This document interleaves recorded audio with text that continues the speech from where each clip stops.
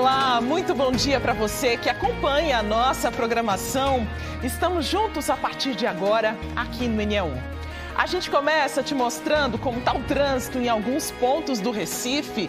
Elvis Lopes leva a gente de carona na Globomoto, que está passando pela Avenida Mascarenhas de Moraes, na Imbiribeira, e você vê a movimentação ao vivo dos motoristas que passam por aí, sentido ao bairro de Afogados. Movimentação bem tranquila, sem congestionamentos.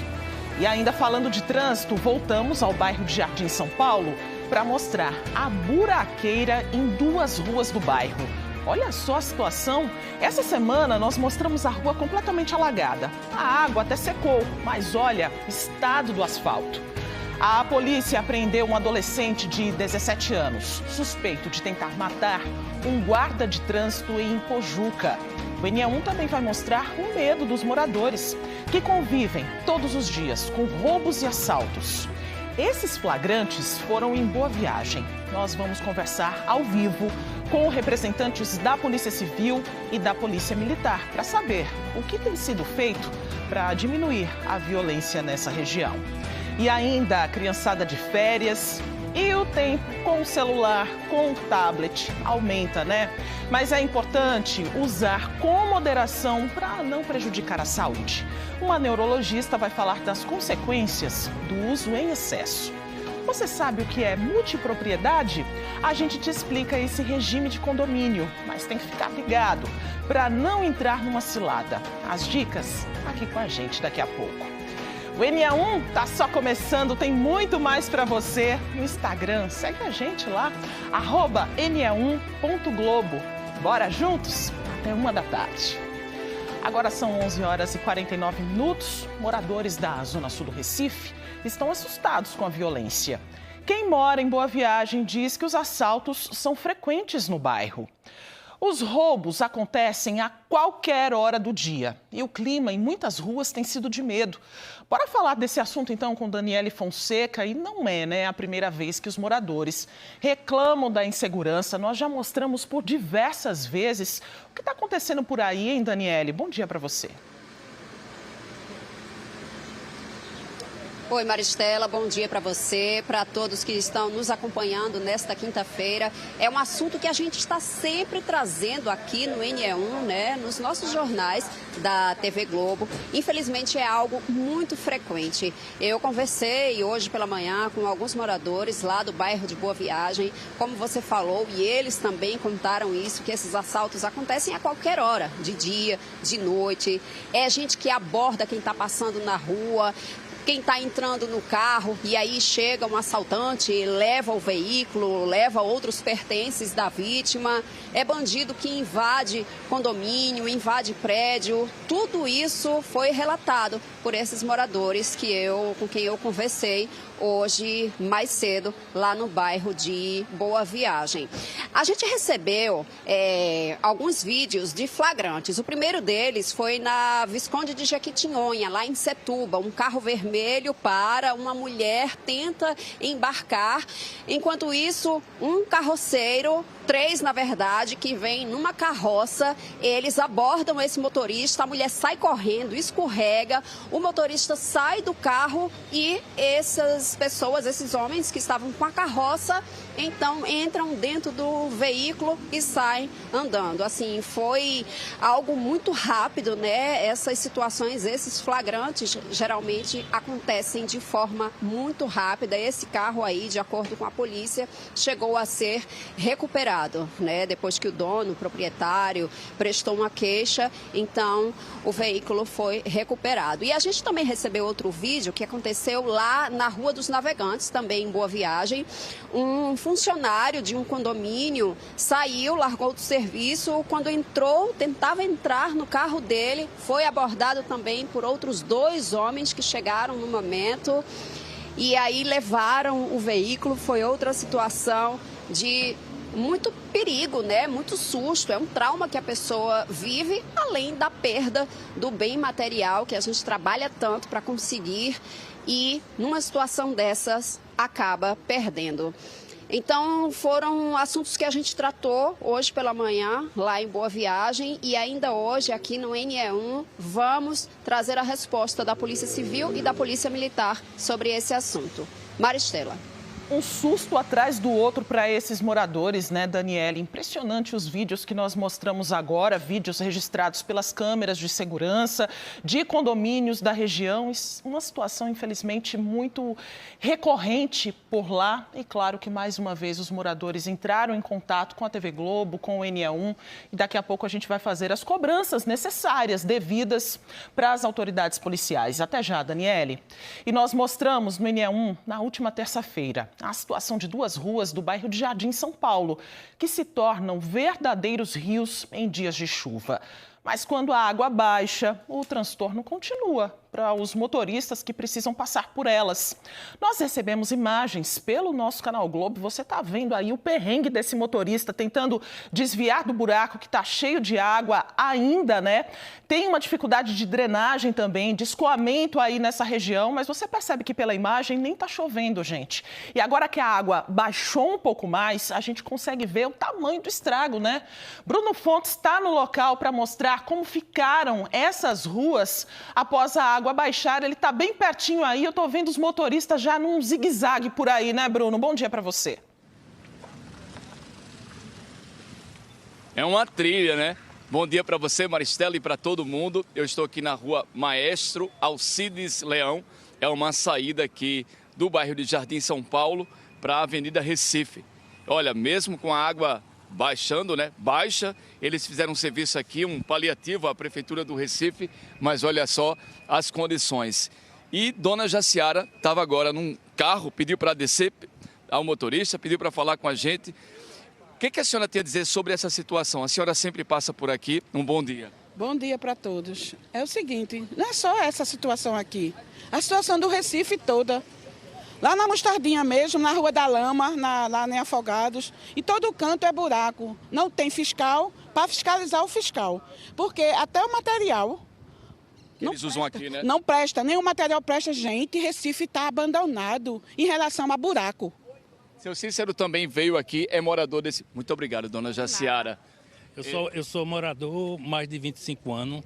Isso aqui é uma vergonha. Eles vêm, faz um servicinho aí. E outra coisa, choveu, aqui não passa carro. A gente tem até algumas imagens, são impressionantes, né? Peças de carro, para-choque. Nem ônibus que passa, nem ônibus. Bianca teve aqui no NE1, nós também fizemos essa cobrança no Bom Dia Pernambuco, no NE1, a gente está fazendo essa cobrança de novo para ver se o serviço é bem feito, né? Jardim São Paulo não tem vereador para ver isso.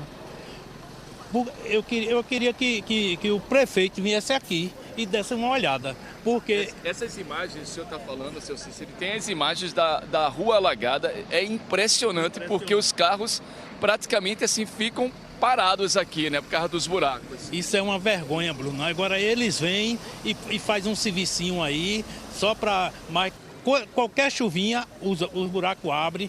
A gente não tem condição de passar com carro por aqui, a gente tem que ir lá pela BR-101. É uma vergonha. É ruim mesmo. Olha, só para eu terminar e voltar com você, Maristela, aqueles são os funcionários que estavam fazendo uma obra aqui. Eles não têm nada a ver com isso, estavam fazendo esse trabalho, mas foi depois que a gente mostrou isso no Bom Dia Pernambuco, no NE1, fizeram um serviço aqui nesse dia, mas está desse jeito ainda. E daqui a pouco a gente volta a falar daqui e cobrar também uma posição da Prefeitura do Recife. Eu volto com você, Maristela. Ô Bruno, eu estou tentando entender até agora que tipo de paliativo foi feito aí na região, porque quando a gente olha para a rua, olha só a quantidade de buracos, a dificuldade desses motoristas, né? Olha só, eles têm que vir bem devagar mesmo para não danificar ainda mais o veículo, uma dificuldade muito grande, um buraco atrás do outro. Daqui a pouco você volta, então, com outras informações para a gente. Obrigada por enquanto, Bruno. E um protesto deixou a Via Mangue interditada no fim da manhã. Você acompanha agora imagens feitas agora há pouco. Manifestantes queimaram pneus e fecharam o trânsito já no fim da Via Mangue, no sentido de quem vai para o centro do Recife. O Globocop sobrevoou a área. Os motoristas precisaram ter muita paciência. Nós ainda não temos informações sobre o motivo do protesto. Os bombeiros foram chamados e apagaram fogo, como você vê aí nas imagens.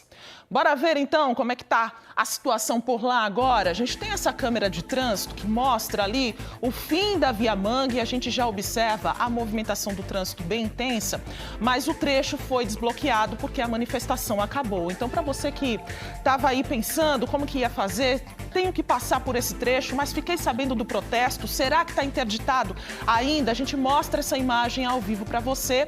O trânsito já está liberado por aí, mas o trânsito é bem engarrafado aí para quem vai sentido túnel Josué de Castro, para quem vai para Antônio de Góes também. Bora continuar circulando por outros pontos da cidade. Avenida Norte agora, na sua tela, no bairro da Encruzilhada, no cruzamento aí com a João de Barros.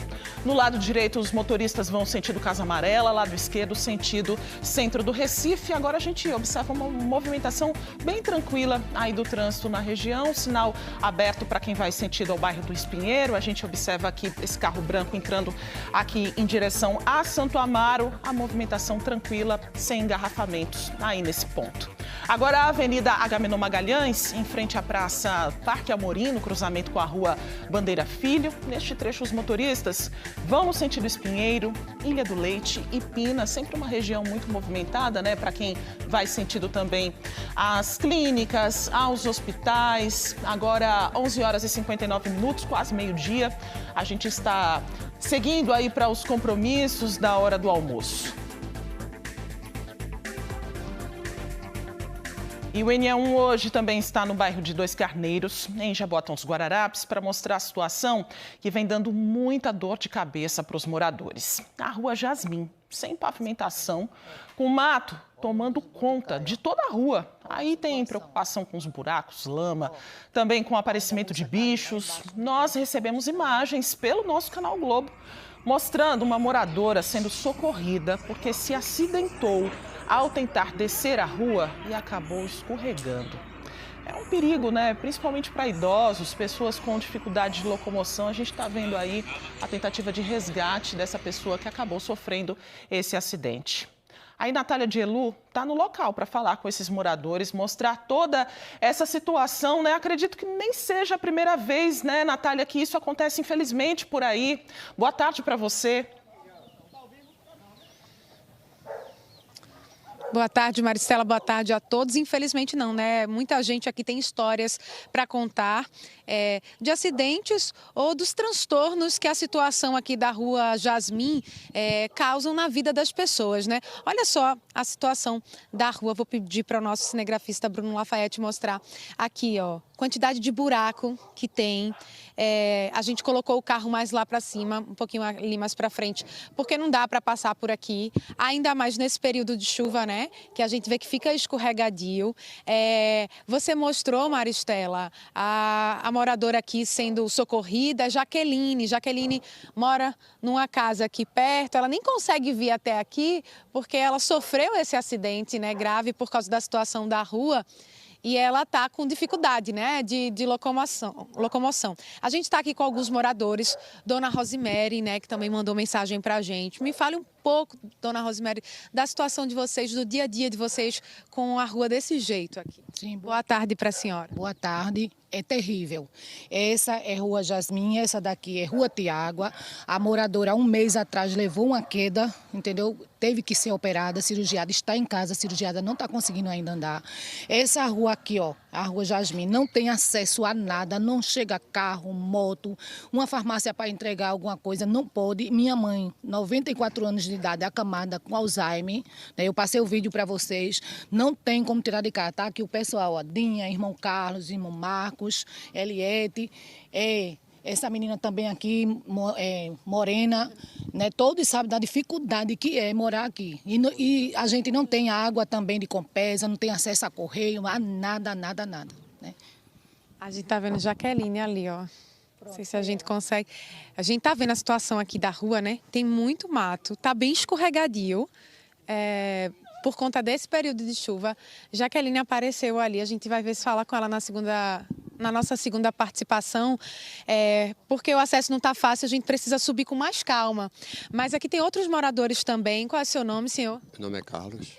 Fale um pouquinho da sua rotina aqui, o que é que atrapalha a situação da rua? Eu vejo que também tem mato alto, né? Deve ter bicho também, seu Carlos. Aqui é uma dificuldade muito grande. Aqui a gente sofre com essa estrada que há tempo que o prefeito aqui, ele diz que vai fazer, fez até lá embaixo, parou, já tiraram o monstruário aqui da terra aqui, já faz um bom tempo também. E aí até agora não tem servido a gente em bondade em nada, tá bom? E a gente vê que a situação realmente é crítica. É o mato que você está vendo aí, é a lama que inunda nossas casas. Quando chove aqui, ou mesmo quando não chove também, o sofrimento é grande, tanto para ir como para vir. O sofrimento é demais. Muito obrigada, seu Carlos. Deixa eu só ver aqui se eu consigo falar com essa senhora aqui. Tudo bem com vocês? Boa tarde. Qual é o nome da senhora? Maria Helena. Dona Maria Helena. A senhora mora onde? Mora aqui mesmo? Aqui embaixo. Já caiu, já sofreu algum acidente? Já. Tá certo. Obrigada, viu? A gente escutou alguns moradores, vamos continuar escutando. Daqui a pouco a gente vai voltar, Maristela, para dar uma resposta, né, sobre a situação aqui da rua, para conversar com Jaqueline também, que está ali, que acabou se acidentando por conta dessa situação da rua. É nosso calendário aqui na Rua Jasmim, em Jaboatão. A gente volta com você. Vamos fazer as cobranças até para que novos acidentes não aconteçam, né, Natália? Daqui a pouco você volta, então, com outras informações. E julho é o mês de alerta e conscientização para os cânceres que se desenvolvem na região da cabeça e do pescoço.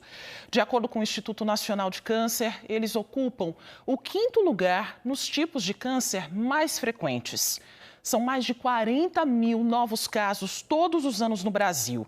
Infelizmente, quando descoberto tarde, tem uma taxa de mortalidade alta. A boa notícia é que as chances de cura com o diagnóstico precoce são altas. Daniele Fonseca vai conversar com a gente sobre esse assunto. Quais são os sinais que as pessoas devem ficar bem atentas, hein, Daniele? Maristela, eu e a doutora Luciana Arcoverde estamos ao vivo aqui no Hospital de Câncer, que é uma das referências, né, no tratamento desse e de outros tipos de câncer. E a gente vai justamente começar perguntando a ela. Doutora, Maristela perguntou lá do estúdio quais são os sinais aos quais as pessoas devem ficar atentas, né, quando eles aparecem na boca, na região do pescoço, na cabeça como um todo, como sendo aí algo que possa indicar um problema mais sério, o caso do câncer. Boa tarde. Boa tarde a todos. O câncer de cabeça e pescoço, ele inclui alguns sítios como a pele, a cavidade oral, a laringe, que é a nossa caixinha da voz, a glândula tireoide e algumas glândulas salivares. Então, a ferida na boca, que não cicatriza há mais de 3 semanas, na língua, no céu da boca, na bochecha, um caroço no pescoço, que pode ser muitas vezes indolor, não apresentar dor, e ele tem um crescimento progressivo, feridas na pele que não cicatrizam, lesões no olho que não cicatrizam, eles são sinais e devem fazer com que você procure um médico especialista. O que causa o câncer de cabeça e pescoço? O câncer de cabeça e pescoço, além de fatores genéticos, ele está muito relacionado com hábitos de vida.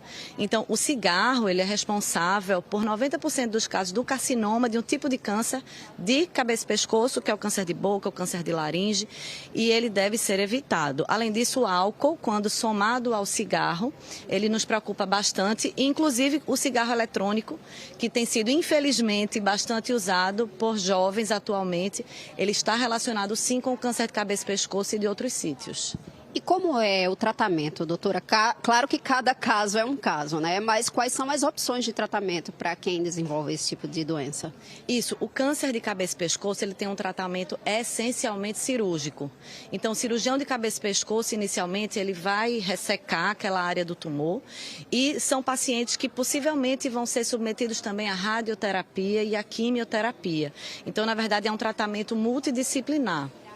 Casos mais iniciais, a morbidade que o paciente vai enfrentar vai ser menor do que nos casos mais avançados. Doutora, qual a mensagem, a reflexão que essa campanha do Julho Verde traz para as pessoas? O Julho Verde ele é uma campanha que ele visa o diagnóstico precoce, porque o câncer de cabeça e pescoço ele tem cura em mais de 90% dos casos quando ele é diagnosticado precocemente. Então, o nosso foco é que as pessoas possam identificar essas lesões e procurar assistência médica o mais cedo possível para que tenham a ampla cura dessa patologia. A alimentação também pode ter influência? Sim, a alimentação tem influência, então alimento rico em vitaminas, frutas, verduras, evitar embutidos, coisas mais industrializados, ajudam para todo tipo de câncer, incluindo o câncer de cabeça e pescoço. A senhora já falou aí no início, né, que tem a questão hereditária, de alguém da família que já tenha tido, mas qual é o público mais vulnerável, que tem mais risco de desenvolver, além dos fumantes? Crianças também podem? Crianças podem apresentar o câncer de cabeça e pescoço, alguns casos ainda bem muito raros, tanto na tireoide quanto em cavidade oral. Então, o fator genético ele existe e a gente não pode fazer muita coisa em relação ao fator genético, a não ser essa vigilância ativa em lesões mais precoces. Mas aí eu acho que o foco principal realmente é em evitar esses hábitos de vida que são nocivos, né? Como o tabagismo, etilismo e o HPV. A infecção pelo HPV ela também está relacionada ao câncer de cabeça e pescoço, na garganta principalmente. Eu falei aqui no início da nossa entrevista que o Hospital de Câncer é referência, né, no diagnóstico, no tratamento, mas a pessoa não pode vir direto para cá. Tem que iniciar lá pela unidade de saúde do bairro, né, a regulação. Isso, os pacientes eles devem procurar assistência básica de saúde e esses pacientes vão vir regulados para o Hospital de Câncer de Pernambuco. Doutora Luciana Arcoverde, cirurgiã de cabeça e pescoço, falando aqui para a gente ao vivo no NE1. Voltamos contigo, Maristela.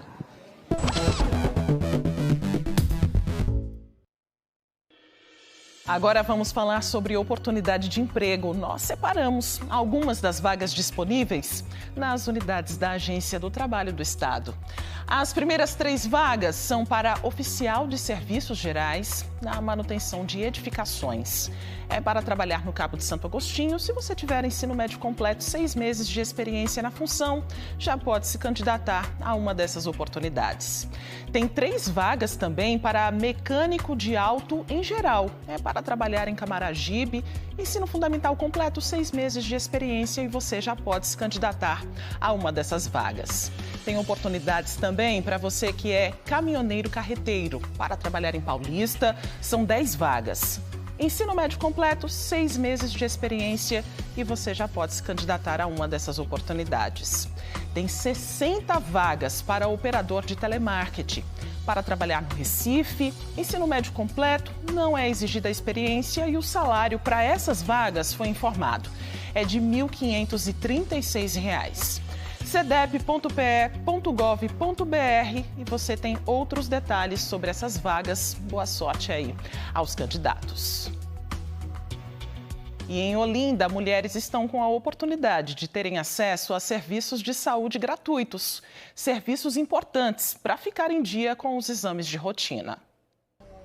A carreta da mulher da Secretaria Estadual de Saúde segue estacionada em frente ao estádio Grito da República, no bairro de Rio Doce. É perto da casa de Maria do Carmo, que vai fazer mamografia pela primeira vez. Eu nunca fiz, primeira vez. Não sei nem como é que faz. Primeira vez que eu completei agora 50 anos, aí a médica passou para mim. Mas eu estou aqui aguardando. Dentro da carreta parece uma clínica. Tem aparelho de ultrassonografia e mamógrafo. Dona Ana Maria fez a última mamografia em 2022. Tive indicação do médico, né? O médico do posto onde sou atendida, na minha rua. Cerca de 1.000 mulheres devem ser beneficiadas nos 6 dias de atendimento. Realizamos exames de colposcopia, realizamos exames também de biópsia guiada por imagem, biópsia de mama. Também temos o atendimento com o especialista na telemedicina. Então, os pacientes conseguem entrar e ser atendido e a partir do momento que é identificada a necessidade, o próprio médico já providencia o encaminhamento e esse paciente é acompanhado até o diagnóstico e o tratamento. Os profissionais que trabalham na carreta atendem mulheres que já estão com exames marcados pelo município e também quem chega por conta própria. é uma parceria entre as cidades por onde a carreta passa com a Secretaria Estadual de Saúde. Aqui em Olinda, ao lado da carreta da mulher, também é possível ser atendida na Clínica Móvel de Atenção Básica da Prefeitura. Dentro do ônibus, dá para fazer exame ginecológico e ter consulta médica. As vacinas também podem ser atualizadas. A gente amplia os serviços, na verdade, né? A gente consegue dar uma oferta muito mais ampliada, né, do que está sendo ofertado aqui, juntamente com os serviços do próprio município. Então a gente veio para somar junto com o governo do estado. Ivone e Neide são amigas e moram perto. Todos os dias elas fazem atividade física juntas. Hoje, uma segurou a mão da outra para cuidar da saúde. Você avisou logo para a amiga? Avisei a todas as amigas. E eu passei para o ginecologista, fui para o clínico, fiz limpeza do dentário, fiz prevenção, fiz um bocado de coisa. Tudo bom para você? Para mim foi ótimo, tudo de graça, meu filho. Ter uma oportunidade dessa, quem que não vem, porque é besta. Agora, Neide, pensa numa amiga boa, não foi não? Ótima, essa daí eu não encontro mais não, viu? A senhora já marcou o quê? Vai fazer o que hoje? Hoje eu marquei para o clínico, marquei para prevenção, marquei para mama. Coisas que fez 1 ano em abril que eu venho tentando fazer e não consigo. E foi tudo de bom. Se não fosse ela, eu não tinha feito nada. Bora cuidar da saúde. A carreta da mulher pernambucana vai ficar no bairro de Rio Doce, em Olinda, até sábado. Os atendimentos serão realizados das 8 da manhã até às 5 da tarde, em frente ao estádio Grito da República, na Avenida Brasil. A seguir, a gente te explica o que é multipropriedade. Tem muita gente aproveitando essa modalidade de regime de condomínio para curtir os dias de folga na praia. Mas tem que ficar atento para não cair em golpe, viu? Nós vamos mostrar o medo dos moradores de Boa Viagem. Eles dizem que todo dia tem registro de roubo e assalto por lá. Vamos conversar com representantes das polícias civil e militar. Tem também a resposta para os problemas de uma rua em Jaboatão. Tá difícil passar por aí, hein? Agora, imagens da Via Mangue para você, no sentido centro. A gente mostrou que teve um protesto por aí. Agora o trânsito está liberado e daqui a pouco a gente volta com outras informações. 12h14.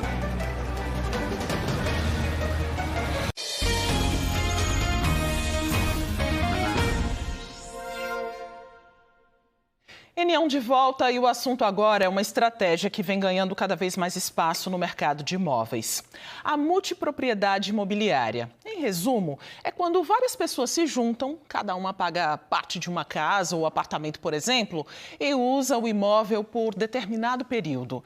Bruno Fontes vai ajudar a gente a entender melhor. É uma espécie de sociedade, Bruno? É sim, é um assunto assim até difícil, polêmico, as pessoas têm que ter cuidado com isso, quando esses imóveis forem lançados e vão ter cotas. E aí, por exemplo, 20, 25 pessoas compram, um exemplo, um flat lá em Muro Alto, né, naqueles grandes condomínios que estão sendo construídos. Eu estou com um advogado especialista em direito imobiliário, que é Augusto Lócio, mas antes de conversar com ele, para as pessoas entenderem esse regime mesmo de multipropriedade, nós vamos ver um exemplo de Gleidson. Foi uma reportagem que Daniele Fonseca fez e ele tem vários imóveis nesse regime de multipropriedade. Vamos assistir a reportagem. Gleidson disse que o sistema de multipropriedade foi uma grande chance de investimento que ele descobriu em 2018. Dentro dos tópicos de investimento, a gente tem uma deixa que diz que a gente nunca coloque todos os ovos numa mesma cesta. Então eu invisto em apartamento, eu invisto em terrenos e dentro dessa diversificação eu achei a multipropriedade, que é uma forma legal de você também usufruir com sua família uma determinada parte do ano sem pagar tanto aí como um imóvel completo. A multipropriedade é quando o valor da compra de um imóvel e os demais custos são divididos entre os donos. Gleidson fez esse esquema em 4 locais diferentes. Em Barra de São Miguel, Alagoas, Campos do Jordão, São Paulo, Gravatá, no interior de Pernambuco, que ainda estão na planta, e também em um resort, na praia de Muro Alto, município de Ipojuca, litoral sul do estado. Todos têm a proposta de ser uma casa de veraneio. Ele comprou 2 desses apartamentos com outras 25 pessoas. Cada uma tem direito a usar por determinados dias do ano. A gente chama de fração 14 dias. Cada cota, que é também equivalente à fração, ela é vendida de 14 dias. Então, eu tenho 2 frações, eu tenho 2 cotas, 14 dias cada. Eu tenho no apartamento 211 e no apartamento 213. Então, coincidentemente, todas as datas que eu tenho no calendário dão 14 dias, porque o meu apartamento 211 e o 213 caem no mesmo dia. Gleidson contou que pode usar o imóvel tanto para alugar quanto para curtir com a família e amigos. A minha cabeça como investidor foi investir 100% na minha família, poder dar à minha família um sonho que eu nunca tive, que é um sonho de poder ir nesses hotéis de 5 estrelas, que a maioria são de 5 estrelas, com todo o serviço completo, e poder levá-los e dar esse investimento a ele, porque investir na minha família é algo único. Eu resolvi investir para rentabilizar, mas acima de tudo para dar o melhor para a minha família.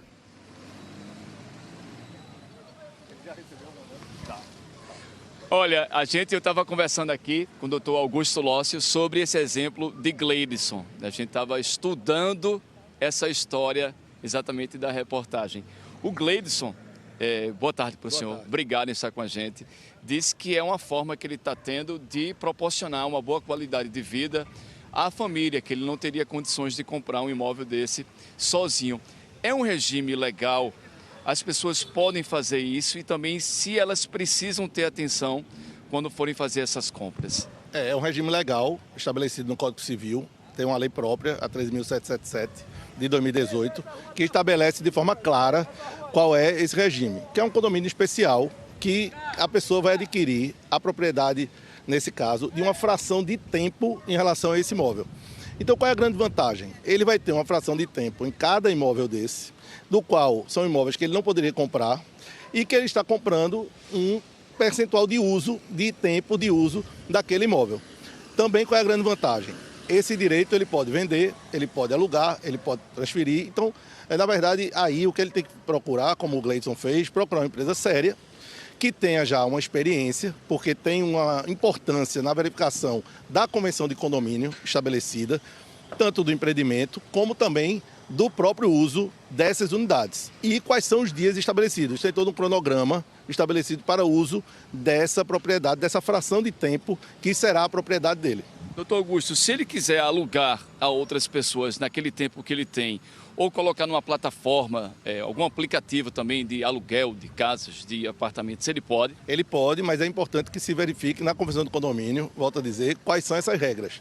Então essas regras de como vai utilizar, porque muitas vezes tem uma administradora também administrando esse tempo aí de todos os proprietários, e aí é importante verificar na própria convenção como é que se ele está autorizado a fazer todas essas negociações. Ele vai ter uma escritura dizendo que aquele apartamento, o 213, o 211, ele tem Campos do Jordão, tem Gravatá, está no nome dele? Sim, vai estar no nome dele essa fração de tempo que ele tem desse imóvel.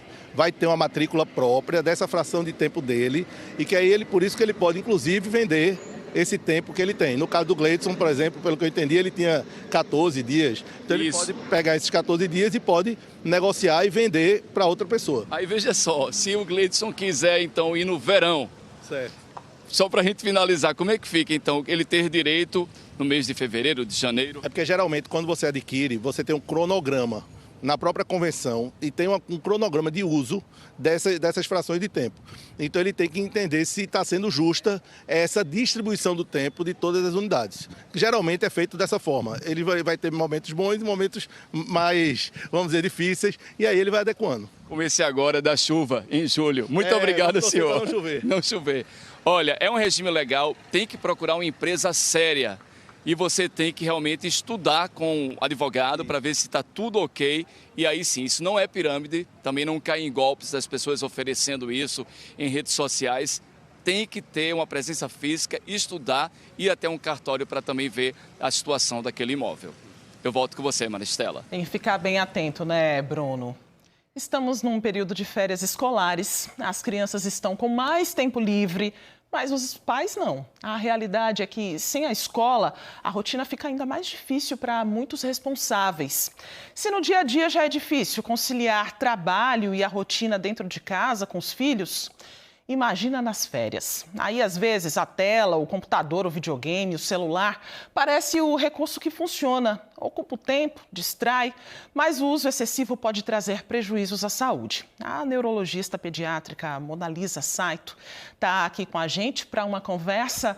Oi, doutora, seja muito bem-vinda, boa tarde. Obrigada, tudo bem? Tudo jóia. Vamos sentar aqui para a gente poder conversar sobre este assunto, porque a criançada está em casa, está com tempo livre, como eu disse agora.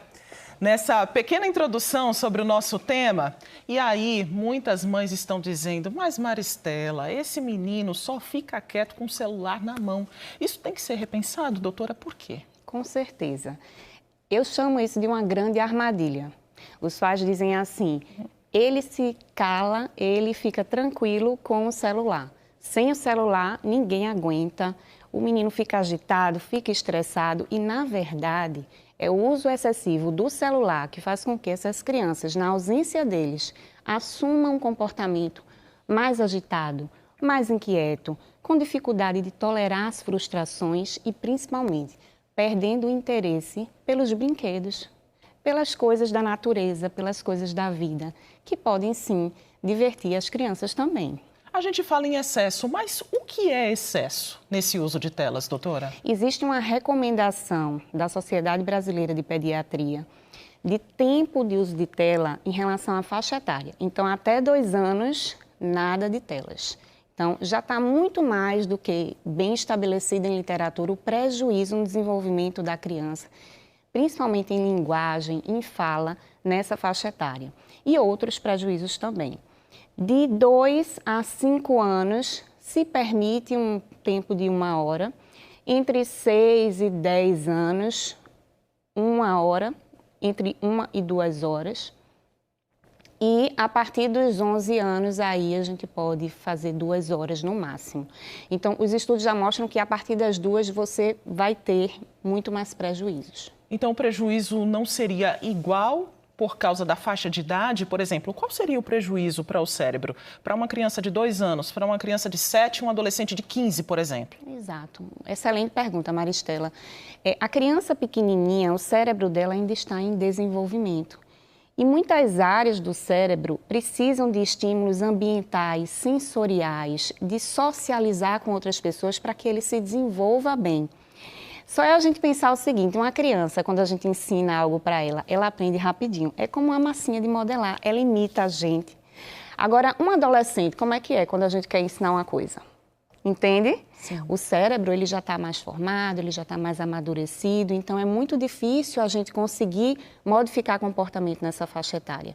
Os pequenininhos, eles estão mais vulneráveis e por isso que a gente não pode expor a telas até os 2 anos. Isso já comprovadamente por estudo. Tem um estudo, inclusive, dinamarquês de 2024, mostrando que crianças que tiveram acesso a telas entre 2 e 3 anos, com mais de 1 hora de tela, você já viu um prejuízo significativo em linguagem, na expressão e na compreensão também.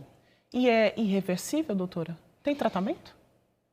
Então, se a gente pensar num contexto de uma criança que tem uma predisposição genética para ter algum transtorno, por exemplo, o transtorno do espectro autista, isso funcionaria como um fator ambiental que poderia contribuir para o desenvolvimento de um transtorno, tá? Agora, se você fala numa criança que não tem nenhuma predisposição, quanto mais cedo a gente inicia a estimulação terapêutica com essa criança, melhor o resultado. Em alguns casos, a gente consegue sim reverter. Porque essa criança ela pode também começar a desenvolver diversos outros comportamentos e sintomas, inclusive sintomas associados a convulsões? Sim, os prejuízos são inúmeros, então vou falar alguns deles. Tem a questão do atraso de fala, então a gente tem diversos estudos mostrando o prejuízo que as telas causam no atraso de linguagem, atraso de compreensão, prejuízo de comunicação, de socialização, aumento do risco de desenvolver transtorno de ansiedade, de depressão, o risco também de você ser exposto a conteúdos inadequados e ter seus comportamentos influenciados de uma forma muito negativa. São crianças que ficam mais agitadas, inquietas, pouco tolerantes à frustração. Você tira o dispositivo e essa criança não se interessa mais por nada e não consegue...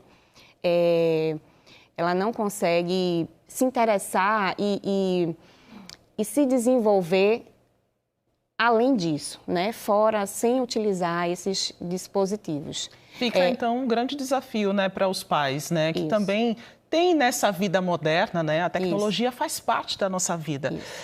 As pessoas também usam muito as telas e as crianças estão ali observando, né, então, de estimular também, na verdade, toda a família e as crianças nesse período de férias, quem sabe, aqueles jogos eletrônicos, não só os jogos eletrônicos, mas aqueles joguinhos de tabuleiro, aqueles que incentivam o raciocínio lógico, isso seria importante, né, doutora? Sim, importante. E concluindo, a tela ela pode sim ser um gatilho para crises convulsivas, a depender da epilepsia que a pessoa tenha, tá? Então, ela funciona como gatilho não só pela exposição à luz, mas também pela privação de sono que ela pode causar. E soluções para isso, tá? A solução para isso seria oferecer à criança outras formas, outras atividades de entretenimento para que essas telas sejam o mínimo utilizadas possível.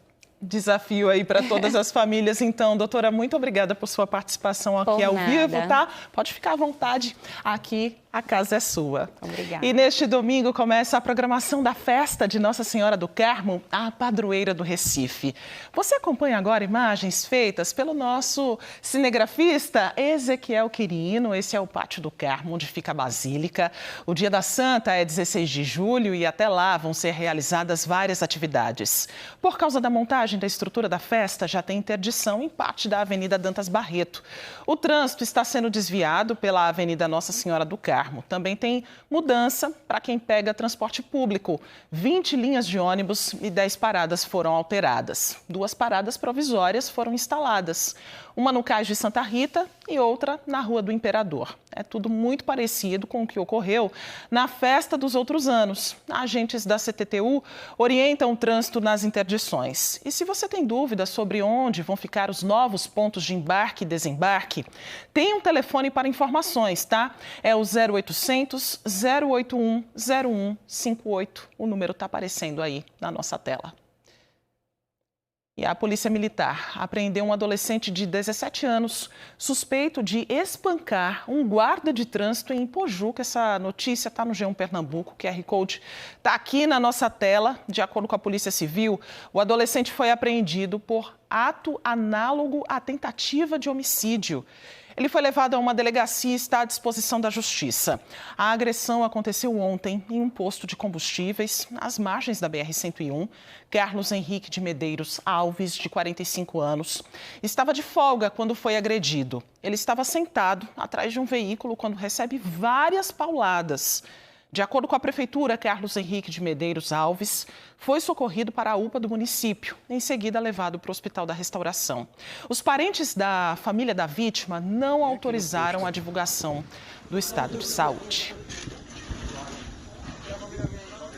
E na zona sul do Recife, moradores estão assustados com a violência.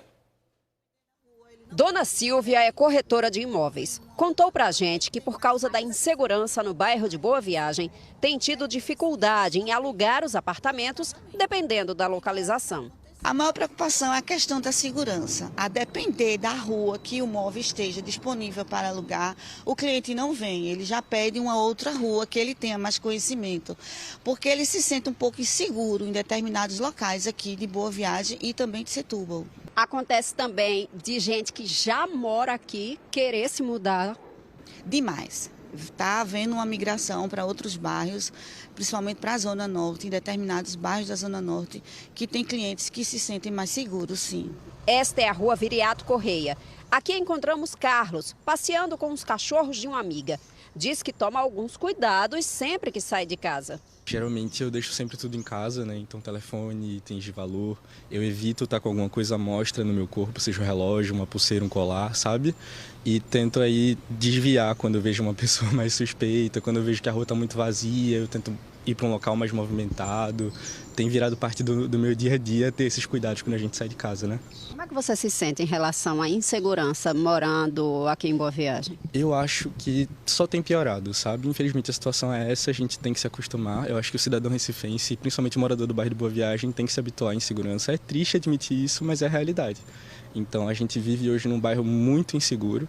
A gente tem que ficar atento ao sair de casa, seja de carro, seja andando, seja de qualquer forma. E é uma sensação de insegurança constante. A TV Globo recebeu vídeos com flagrantes de assaltos que aconteceram nesta semana. Um deles foi na Rua dos Navegantes. Este homem, de camisa branca, trabalha como motorista para uma família que mora em um dos prédios. Ele estava largando do trabalho e foi abordado por 2 bandidos quando entrava no carro. Os homens levaram o veículo. Viemos até o local do assalto. Este foi exatamente o ponto onde o carro estava quando foi levado pelos assaltantes. A Rua dos Navegantes fica a poucos metros da praia. E este trecho onde eu estou é bem perto da Feirinha de Boa Viagem, um local que é muito frequentado por turistas. E os moradores dizem que não veem policiamento frequente por aqui. Insegurança para quem visita e para quem mora no trecho. Dona Erli, que vive há mais de 40 anos aqui, contou que só vê PMs na orla. Para sair a pé aqui é difícil. Então eu boto meu documento dentro da roupa, eu boto meu celular também amarrado numa correntinha dentro da roupa, a mochila vem nas costas, amarrada no ombro, para eu ir simplesmente daqui a ali. Porque a gente não se sente seguro, que é muito comum a gente ver essas situações, tanto de lá de cima como andando por aqui. Policiamento é na avenida, é muito difícil, a não ser quando tem eventos, né? Quando tem eventos, aí tem policiamento por aqui. Este outro vídeo mostra um assalto na Avenida Visconde de Jequitinhonha. O carro vermelho para e uma mulher se aproxima para tentar embarcar. 3 homens que estavam puxando uma carroça abordam o motorista. A mulher sai correndo e escorrega na calçada. O motorista de azul sai do carro, enquanto os assaltantes deixam a carroça no meio da rua. Em seguida, eles fogem dentro do carro. De acordo com a polícia, o veículo foi recuperado. Saulo, que sempre anda neste trecho, se surpreendeu quando soube do assalto feito por pessoas que seriam catadoras de material reciclável. Eu gostaria que houvesse mais policiamento, né, por todo esse bairro aqui. Inclusive, fica impossível da gente entrar aqui de noite, né, se não for um dia de festa durante o parque ali também, fica muito inseguro. E mais iluminação, mais câmeras também. Já vi que algumas câmeras foram colocadas nas esquinas, mas isso só não resolve, né?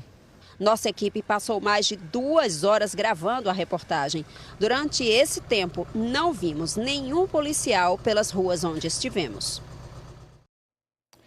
A gente volta então a falar com Daniele Fonseca, que fez essa reportagem para a gente. Ela está na Secretaria de Defesa Social, para conversar com representantes das polícias civil e militar, falar sobre essa situação, né, Daniele? O que vai ser feito, hein? Maristela, eu queria inclusive acrescentar aí uma informação que a reportagem trouxe, que o carro vermelho foi recuperado, mas acabei de saber aqui na SDS que o branco também foi recuperado. A gente convidou os representantes da Polícia Civil, o delegado Alfredo Jorge dos Santos, com quem eu falo já já, e também da Polícia Militar, que está aqui com a gente, que é Davidson Michel, que é comandante do 19º Batalhão. Coronel, a gente ouviu aí na reportagem que as pessoas se queixam basicamente do seguinte, que não vem policiamento nas ruas de Boa Viagem, apenas as principais, como a Avenida Boa Viagem, ou em épocas de festa, né, de alguma programação em especial. O que o senhor tem a dizer sobre isso? Boa tarde. Boa tarde, Daniele. Boa tarde, senhoras e senhores telespectadores da TV Rede Globo. É sempre um prazer a gente poder aqui explicitar o trabalho que vem sendo realizado na Polícia Militar de Pernambuco, aqui representado pelo 19º Batalhão.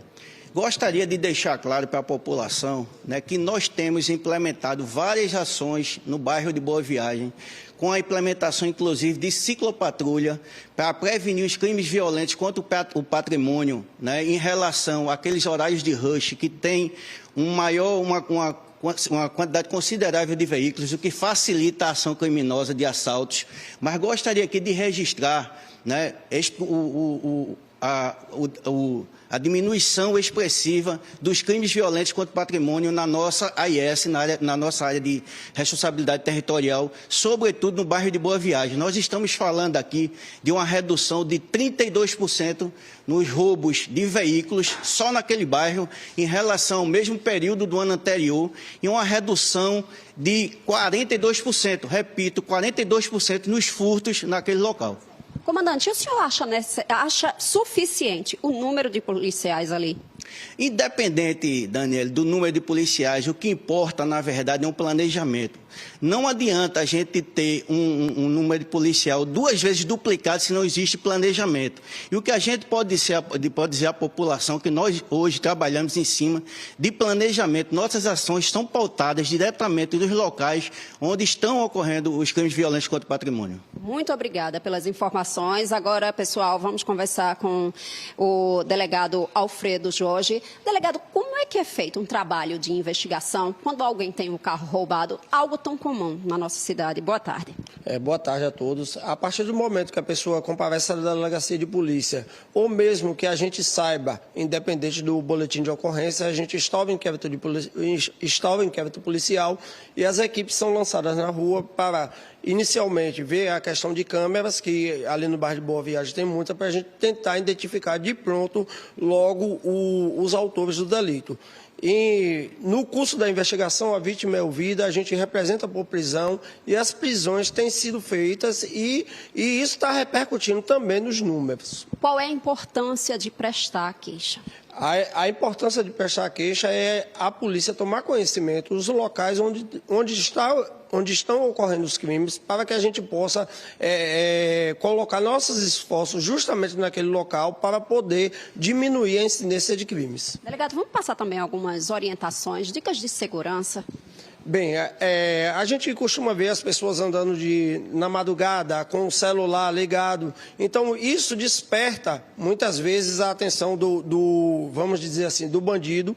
E essas pessoas se tornam vítimas fáceis de roubo. Delegado, muito obrigada pela participação também. Gente, eu queria encerrar passando uma nota aqui que a Secretaria de Defesa Social mandou para a gente e fala o seguinte, que de janeiro a maio deste ano foram registradas 520 ocorrências envolvendo roubo e furto lá na área de Boa Viagem, inclui também Biribeira, Ibura, Coab, Ipsep, Pina, Jordão e Brasília Teimosa.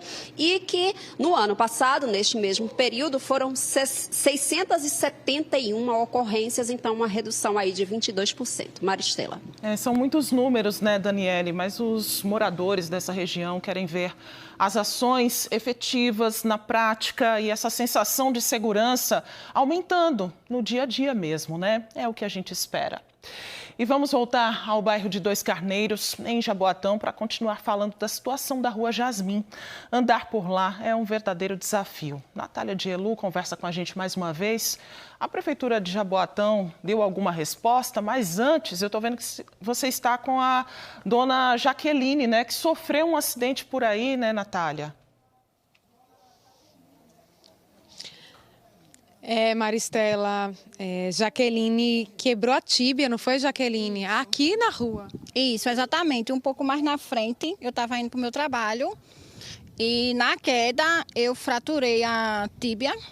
Precisei fazer uma intervenção cirúrgica, onde eu passei 11 dias no hospital em Vitória e estou em fase de recuperação. Não comecei a fisioterapia ainda, né? Porque tudo pelo SUS é só... E você estava com sua filha nos braços, né? Aquela nenenzinha ali, ó, Pérola. Ela estava com a filha nos braços, imagina a agonia, né?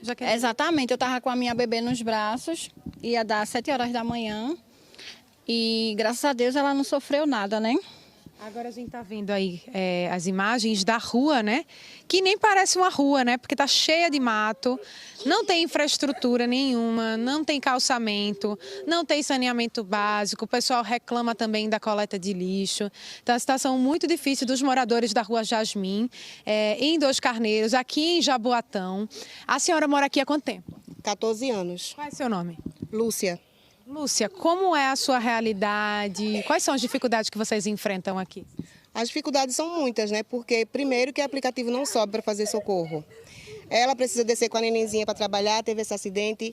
Aqui na rua no início da rua tem uma idosa, aqui tem minha sogra, ali em cima tem outra que está ali no portão. Ou seja, a gente fica ilhado praticamente, porque não tem como sair da rua.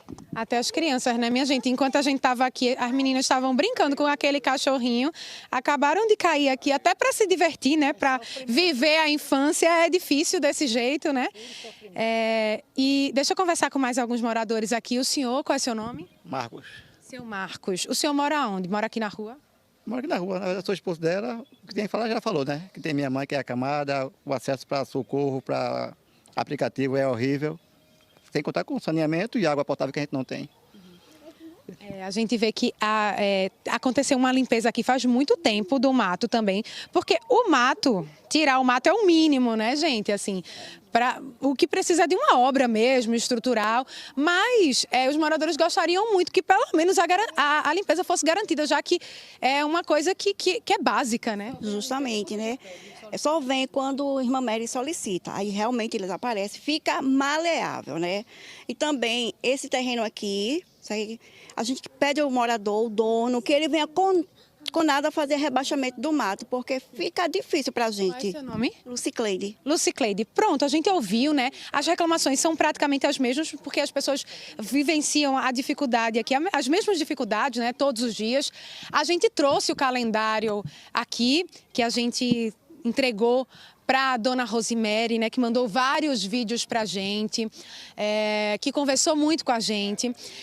Mas antes da gente marcar uma data, eu queria dar a resposta da prefeitura, que disse que vai enviar uma equipe técnica aqui à Rua Jasmim, no bairro de Dois Carneiros, para fazer uma vistoria para estudo de caso e elaboração de um projeto. Em relação ao mato, a prefeitura disse que essa limpeza é feita a cada 3 meses, sendo a última que aconteceu aqui no mês de abril. Mas eles prometeram que na sexta-feira, no caso amanhã, vão enviar uma equipe para executar esse serviço de limpeza da Rua Jasmim. A gente só vai marcar aqui uma data no calendário que o pessoal escolheu, então, mês de agosto, para a gente voltar no dia 18 de agosto, aqui que a gente vai marcar, para ver como vai estar a limpeza, para ver se a prefeitura tem uma resposta em relação a esse projeto, né? Muito obrigada, viu, gente? Boa tarde para vocês. Continuamos nos comunicando para fazer essa cobrança tão importante. Maristela. Direitos básicos, né, mínimos, muita saúde para essa comunidade, para a dona Jaqueline que conversou com a gente, que infelizmente se acidentou por aí, para que novos acidentes não aconteçam, né? A gente vai voltar em agosto, calendário marcado, a gente segue de olho na situação desses moradores. Natália, bora agora voltar ao bairro de Jardim, São Paulo, onde Bruno Fontes está mostrando os buracos que ficaram por algumas ruas de lá após as chuvas desta semana, né? A água baixa, os problemas aparecem. A prefeitura respondeu alguma coisa, Bruno? Olha, a gente sempre pede, né, Maristela, um representante ao vivo aqui com a gente, ao lado desses moradores, pessoas que passam por aqui. Eu vou logo ler, então, a resposta para vocês da prefeitura, que Maristela está perguntando qual o posicionamento aqui na rua Maestro Alcides Leão.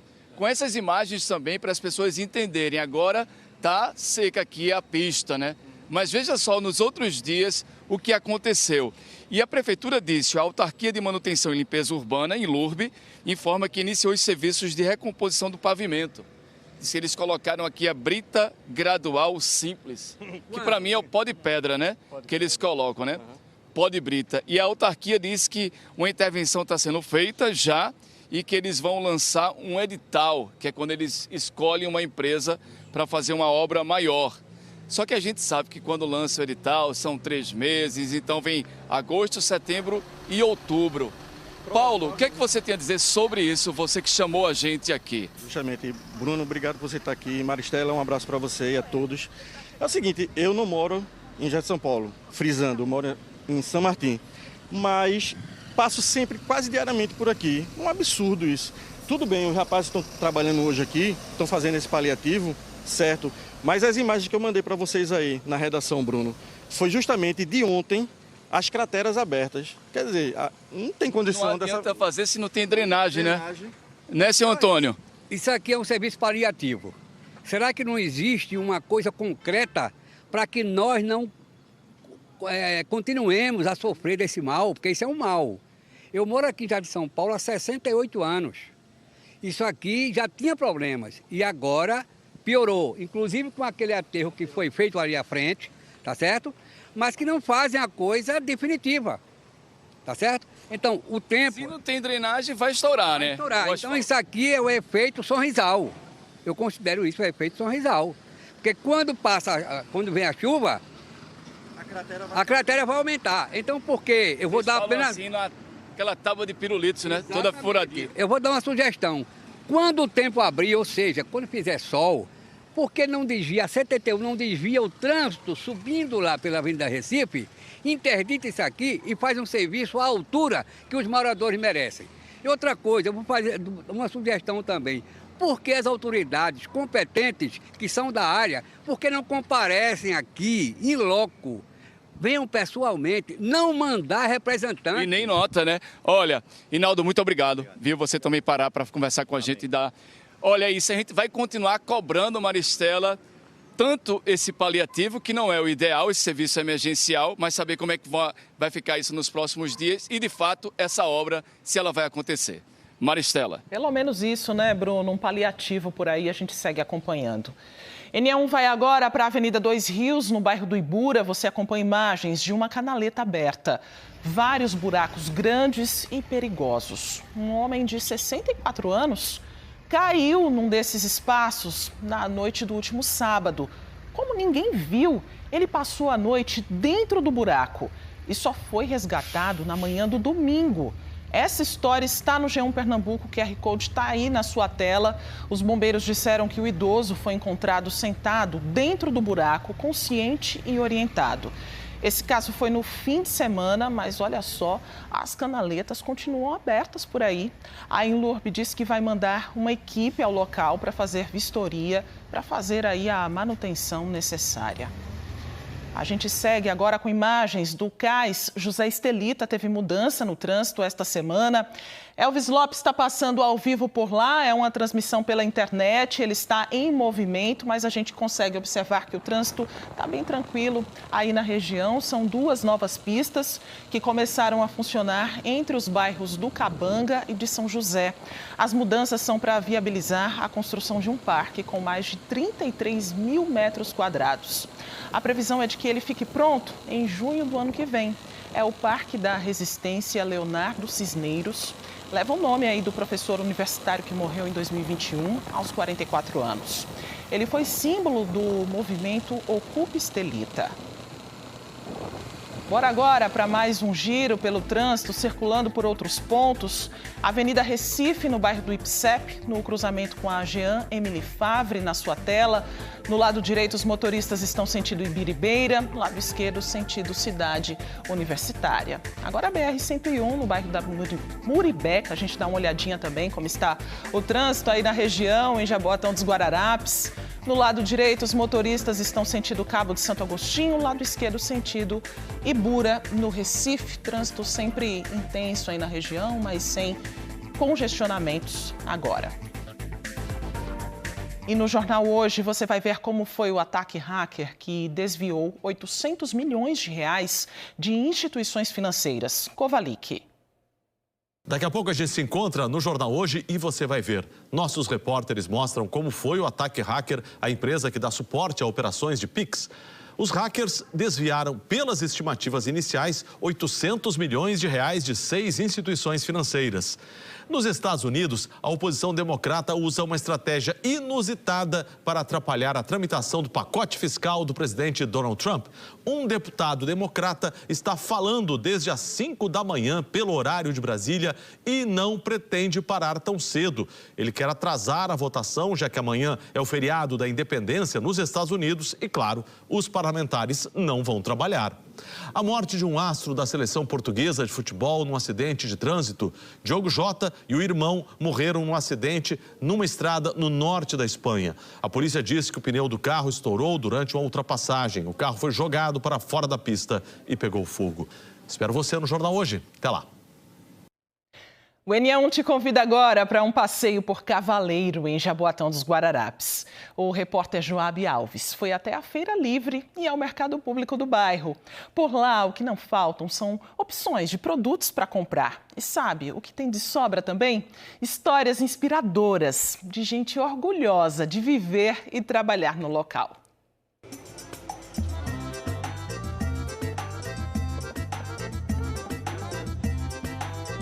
Cheguei no bairro de Cavaleiro, em Jaboatão dos Guararapes. É aqui onde quase 100 mil pessoas moram. O local é conhecido por ter um comércio forte. São histórias que a gente vai conhecer aqui, inspiradoras. Eu te entrego o dia de hoje, Senhor, nas tuas mãos, Senhor. Que hoje seja um dia maravilhoso para mim, Senhor. E tu sabe de tudo, meu Pai, quanto eu estou precisando. Meu pai tinha um engenho, negócio de caldo de cana, e assim ele foi ensinando a gente a trabalhar para poder ter o dia a dia. E hoje em dia eu só tenho as coisas melhor por causa daqui.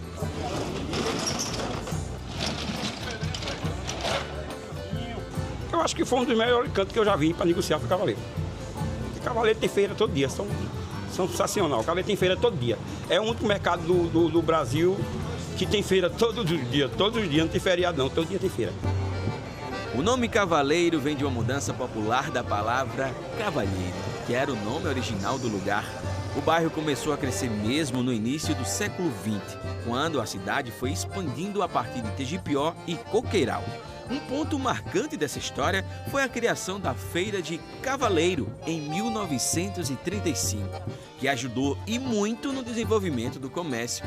Já em 1943, foi inaugurado o mercado público, que até hoje é um dos maiores da região metropolitana do Recife. Hoje, Cavaleiro é um dos bairros mais cheios de gente e com economia forte em Jaboatão, apresentando responsabilidade por cerca de 27% da economia do município.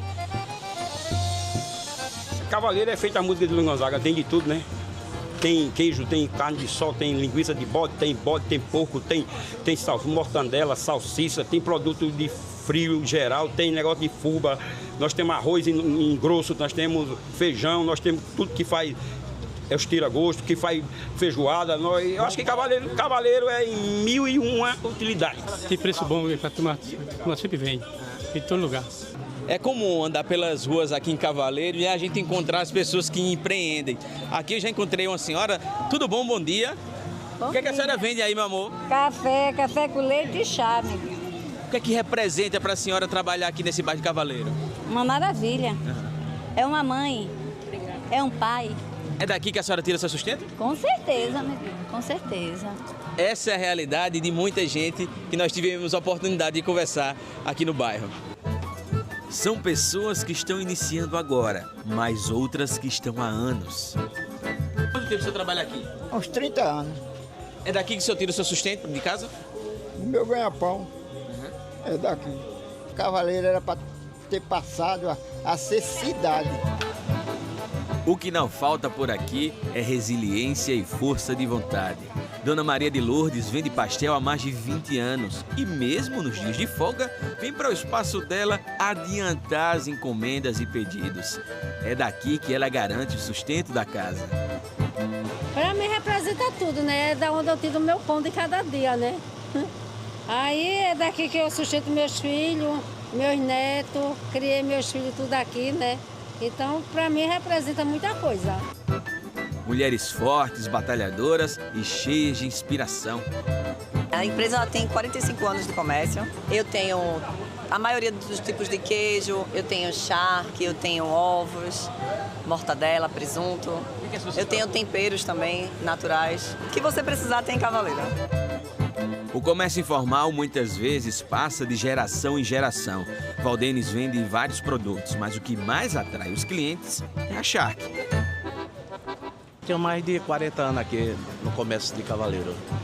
Tradição passando de pai para filho? Meu pai era comerciante aqui, vendia em grosso, né? Saco de feijão, farinha. Eu iniciei com ele, passei 15 anos. Aí foi quando Deus montou esse comércio aqui e eu iniciei. Até hoje. Eu tive a oportunidade de sair de mercado, mas eu não quis não. não por ser minha medida, mas pela minha opção. Eu gosto demais do mercado público, eu fico feliz de estar no mercado e a gente aprende com as pessoas. Em Cavaleiro, o comércio informal é mais do que trabalho, é herança, é história. Gente como Valdenes, Dona Luciméia, Dona Maria de Lourdes, são tantas histórias de luta e orgulho que mostram como o bairro movimenta a economia, gera renda e se torna um verdadeiro berço de oportunidades. 30 quiabas por R$2, 30 quiabas, 2. Tem que deixar comida, né, Vanildo? Põe aqui primeiro.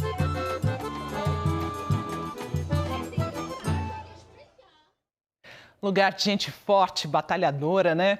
E a gente se despede com imagens do Parque 13 de Maio, no centro do Recife, uma opção de lazer para crianças nessa época de férias. Uma das maiores áreas verdes da nossa cidade. No entorno, prédios importantes, como a Biblioteca Pública do Estado, a Câmara de Vereadores do Recife também. E o NE1 volta amanhã, você, claro, pode rever e compartilhar as reportagens a qualquer hora no Globoplay. Uma ótima tarde para você. Obrigada por sua companhia. Olha só que imagem linda. Presente para você nesse comecinho de tarde. Agora, 1h em ponto. Fique agora com o Globo Esporte. Até amanhã.